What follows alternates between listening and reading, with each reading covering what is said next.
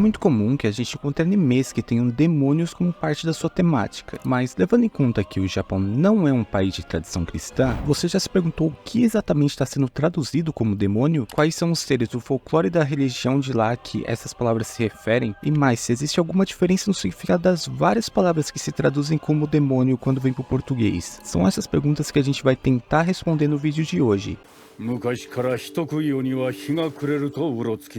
Eu acho que a palavra Oni é a forma mais conhecida de se falar demônio em japonês, principalmente depois de Kimetsu. Mas se a gente olhar para o sentido original da letra que representa esses monstros, na verdade quando ela surgiu lá na China, o sentido era mais próximo do que a gente chama de fantasma. E até é teorizado que esse kanji ele surgiu de um pictograma de um esqueleto. E sim, isso não tem muito a ver com o conceito que a gente tem hoje, mas para essa transformação acontecer a gente teve alguns motivos. O primeiro é que quando essa letra começou a ser usada no Japão, o sentido dela acabou já mudando um pouco, e passou a significar algo que não podia ser visto, mas que atacava e até devorava humanos. E o outro culpado, principalmente pela aparência que os Onis têm hoje, é o Nordeste. Eu não tô falando do Nordeste do Brasil, mas sim do Nordeste como ponto cardeal mesmo, o Nordeste da bússola. Mas calma que eu vou explicar isso um pouco melhor.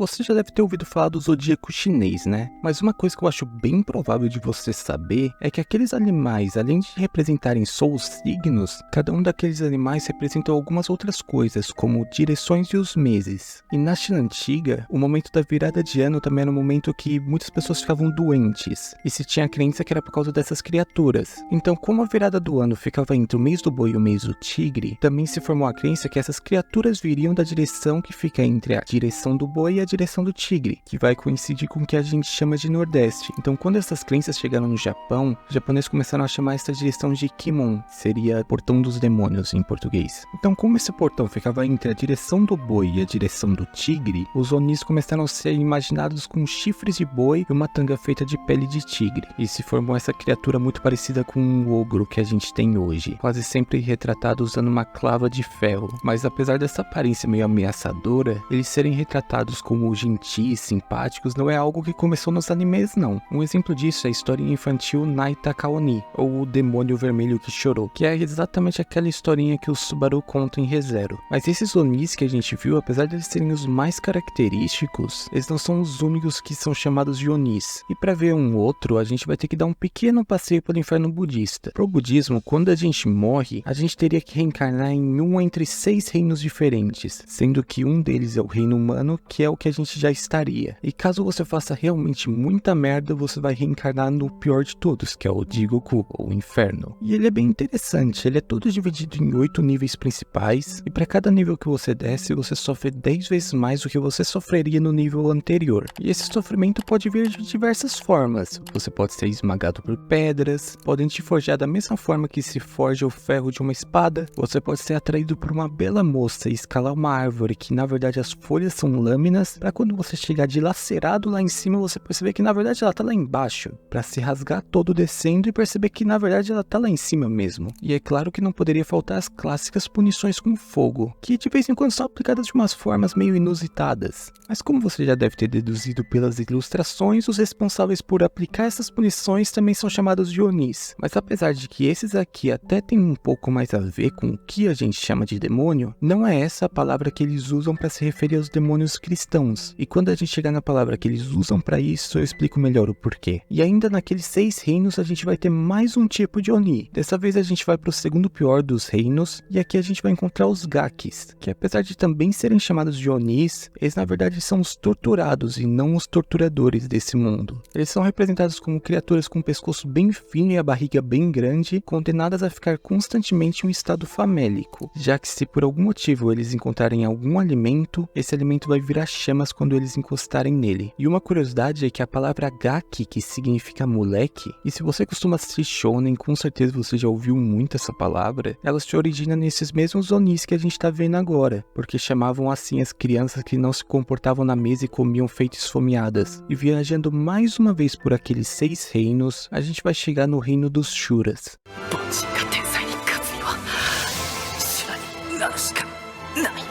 talvez você já tenha ouvido falar nos Asuras, do hinduísmo e do budismo. Bom, os Shuras são basicamente eles, só que especificamente os do budismo. E essa palavra em si é uma contração de Ashura. E eles são uma espécie de semideuses que estão sempre dominados pela inveja e pela raiva, e estariam constantemente se degladiando tanto entre si como com os Devas, que seriam, por falta de uma palavra melhor, deuses. Na maior parte dos casos, os Ashuras eles são retratados de uma forma negativa, mas no Japão também é bastante difundida uma história que coloca eles meio que no lado certo. Nesse conto é dito que os Ashuras inicialmente faziam parte do mesmo reino que os Devas, e o rei dos Devas, chamado de Indra, se apaixona pela filha do rei dos Ashuras e basicamente sequestra ela, e que gera um conflito entre os Ashuras e os Devas, o que acaba com a derrota dos Ashuras, fazendo os Ashuras também serem expulsos daquele reino, o que culmina na criação do reino dos Ashuras. E nisso eles vão sempre buscar o conflito com os Devas, mas vão sempre sair perdendo. Mas aqui eu vou ter que deixar uma pequena ressalva. Esse conto ele aparece basicamente em qualquer site na internet japonesa, diz a Wikipedia, Pixiv, sites menores, YouTube, porém eu não consegui achar esse mesmo conto em inglês de jeito nenhum. Então eu não sei se essa história ela só faz parte de uma vertente do budismo que só tem no Japão, mas eu não queria deixar ela de fora porque ela explica bem uma interpretação mais positiva que aparece dos Ashuras em alguns animes, associando eles principalmente à persistência, como por exemplo no caso do Naruto, enquanto no jogo Sekiro a gente vê ele sendo representado da forma mais habitual, como alguém completamente perdido pela fúria que continua a guerrear mesmo sem ter mais nenhum motivo. Outro tipo de demônio que aparece muito frequentemente são os Akumas. Eles também surgiram como um conceito budista e no passar do tempo eles foram interpretados de várias formas, como seres que atrapalhavam os monges budistas no seu treinamento, e depois se tornou as ansiedades e desejos que habitam no coração dos homens que impedem que eles alcancem a iluminação. Mas quando você ouve essa palavra hoje em dia, a maior probabilidade é que eles estejam falando do tipo de demônio que nós estamos acostumados, ou seja, os demônios do cristianismo. Isso porque quando a Bíblia foi traduzida para o japonês, isso lá no século XIX, a palavra Akuma foi escolhida como a tradução do termo grego diabolos, enquanto Oni foi escolhido como a tradução do termo grego daimonion. Mas como eu tinha falado agora há pouco, Oni não é uma palavra que se utiliza para falar dos demônios do cristianismo. O que aconteceu aqui é que Oni tinha nuances muito fortes que eram muito distintas do conceito cristão. Então a tradução acabou não funcionando muito bem e as próprias pessoas que estavam encarregadas de fazer as novas versões acabaram substituindo essa palavra. Já Akuma funcionou tão bem que algumas pessoas, quando perguntadas qual a diferença entre Oni e Akuma, respondem que Oni faz parte do budismo e Akuma faz parte ou do cristianismo ou do islamismo. E eu acho que vale a pena ressaltar que bem antes de tudo isso, em 1913, alguns trechos da Bíblia já tinham sido traduzidos para o japonês pelos jesuítas. E nessa versão, o demônio era traduzido como Tengu, que é aquele yokai narigudo vermelho que o mestre do Tanjiro tem uma máscara dele, sabe? Mas como o cristianismo já era proibido no Japão desde 1612, nenhum desses trechos sobreviveu e a gente só sabe que essa tradução era usada por causa de textos que citam esses trechos. E hoje em dia a palavra Tengu nunca é usada com esse sentido. E por último a gente vai ver 3 palavrinhas que aparecem em praticamente todo anime que tem aquela temática de fantasia medieval, que são Mamono, Mazoku e Mao.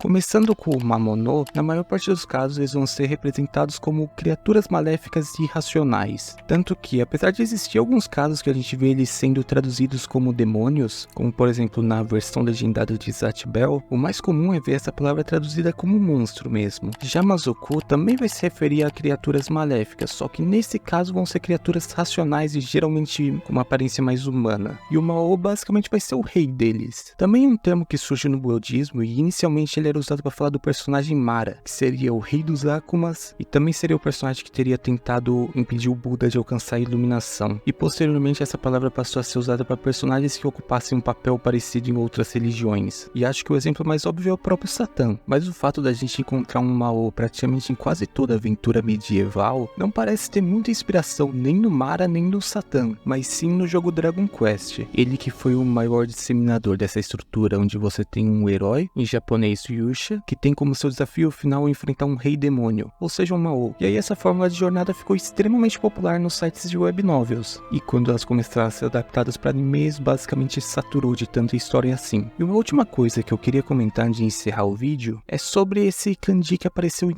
todas as últimas palavras que a gente viu. Inclusive porque algumas semanas atrás um inscrito me perguntou qual era a relação da palavra magia em japonês, que é Mahou, com o mal, logo que ela também tem esse kanji. E se a gente olhar com atenção nesse kanji, dá pra ver que a parte de baixo dele é exatamente o kanji que a gente viu mais cedo, no caso o kanji de Oni. E ele aparece nesse kanji trazendo aquele sentido original que a gente viu lá no começo, meio que de espírito, fantasma. Enquanto a parte de cima significa cânhamo. Sim, cannabis mesmo. Mas antes de você bolar alguma teoria do porquê disso, essa parte aí tá só pra indicar qual é o som. Então essa parte ela informa que se lê ma. O sentido original desse kanji ele vai ser basicamente o mesmo sentido de Akuma dentro do budismo, como os espíritos que atrapalhariam os monges a alcançar a iluminação. E o motivo dele aparecer na palavra que significa magia é bem simples. É que no passado essa palavra era usada para falar de coisas apenas intrinsecamente ruins, mas a partir da era Meiji começou a se usar também para falar de magia numa estética mais ocidental, e esse termo foi se tornando mais ambíguo até que hoje ele já não tem mais essa conotação. É claro que tem várias outras palavras que também acabam meio que se tornando demônios na hora de traduzir, e que eu poderia ter trazido, só que essas foram as que eu julguei mais interessantes. Mas e vocês, o que vocês acharam? Comenta aí, e caso tenha gostado não esquece de deixar o like, a inscrição e compartilhar o vídeo, principalmente porque o canal foi bem mal mês passado, então eu preciso mais do que nunca da ajuda de vocês. Muito obrigado a todos, em especial ao Felipe Kurama, que virou membro, e ao Matheus Barros, que fez a pergunta que inspirou esse vídeo. Uma boa semana pra todo mundo e até mais!